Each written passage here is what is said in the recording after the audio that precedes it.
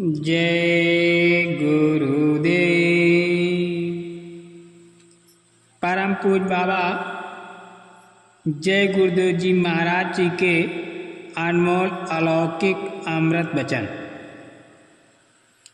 ये समझ लो कि तुम्हारा पुत्र है, न पत्नी न पिता न भाई और न तुम किसी के हो। ये सब कर्जा लेने और देने का सौदा है। बेटा दुख देता है, तुम अपना कर्तव्य निभाओ और समझो कि पिछला कर्जा चुका रहे हैं। लड़की पैदा होती है कि वो तुमसे कुछ ले ले, तेरा यहाँ कोई नहीं। बच्चा बना कर रो ले, किस किस के लिए रोओगे। यहाँ दरवाजे पर रो, आंसू बहाओ, दरवाज़ा तो खुल ही जाएगा। तुम जरा सा रो भी पड़ो उसके दीदार के लिए। बाल बच्चों के लिए बहुत आंसू गिराए, लेकिन मालिक के लिए निर्मल आंसू नहीं गिराते। मालिक के नाम पर दो आंसू भी गिराते हैं तो समझ लो कितना जमा कर लिया, कितना धन तुम्हारे पास हो गया। दुनिया एक पर्दा है, धोखा है। तुम इस पर्दे के लिए रोते चिल्लाते हो, इसके लिए इतना विलाप करते रहते हो। अगर इस रोने का एक जर्रा भी मालिक के लिए रोते तो वो आपको मिल जाता। दुनिया तुम्हारी कभी नहीं होगी।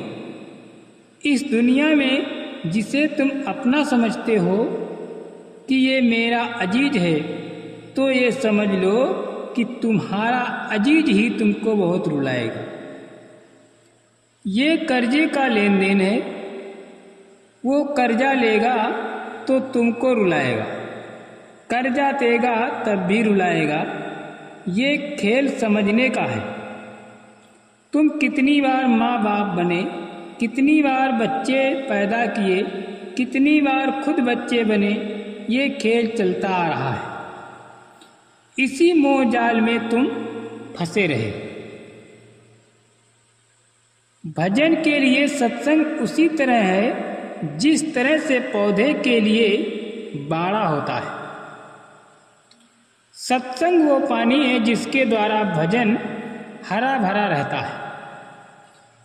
मन के एकाग्र होने से शब्द स्पष्ट हो जाता है।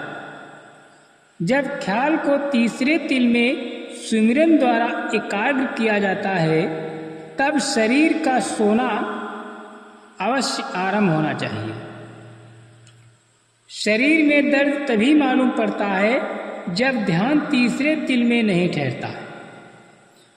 अगर पांव और बाहें शून्य नहीं हो तो इसका मतलब ये है मन तीसरे तिल में सुमिरन नहीं कर रहा, अपितु बाहर भटक रहा है।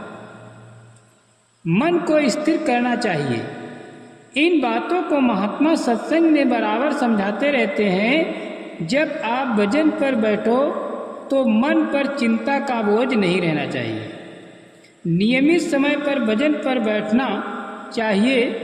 जब तक किसी सत्संगी का ध्यान तीसरे तिल में नहीं पहुंच जाता है, तब तक वो ये नहीं देख सकता कि गुरु कैसे कैसे अपनी सत्संगियों की रक्षा करते हैं और उनके लिए क्या क्या करते हैं। गुरु अपने सत्संगियों का इसी प्रकार ध्यान रखते हैं जिस प्रकार माँ अपने बच्चे का। बाबा जी सब कुछ देखते रहते हैं, उनकी निगाहों को कोई धोखा नहीं दे सकता। तुम चाहे 7 कोठरी के अंदर भी छिपकर कोई काम करो, बाबा जी को सब मालूम हो जाता है।